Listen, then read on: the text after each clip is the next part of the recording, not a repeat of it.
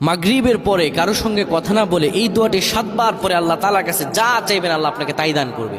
অভাবে আছেন, ঋণগ্রস্ত আছেন, মাথায় টেনশন, ঋণের বোঝা, বাড়িতে থাকতে পারতেছেন না, আল্লাহ সব আপনার পেরেশানি দূর করে দেবে ইনশাআল্লাহ। যদি আপনি আমলটি করতে পারেন, আমল মানুষের জীবন বদলিয়ে দেয়, আমল মানুষের জীবনকে পরিবর্তন করে দেয়। আল্লাহ তাআলা আপনার সব দোয়া কবুল করে নেবেন ইনশাআল্লাহ। মাগরিব নামাজের পরে কিবলামুখী হয়ে থাকবেন, কারো সঙ্গে কথা বলবেন না, কারো সঙ্গে কথা না বলে কিবলামুখী হয়ে আপনি পড়বেন আল্লাহুম্মা আজিরনা মিনান নার, আল্লাহুম্মা আজিরনা মিনান নার, আল্লাহুম্মা আজিরনা মিনান নার।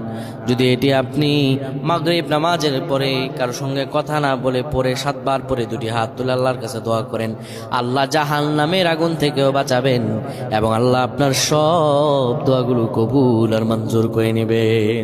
আল্লাহুম্মা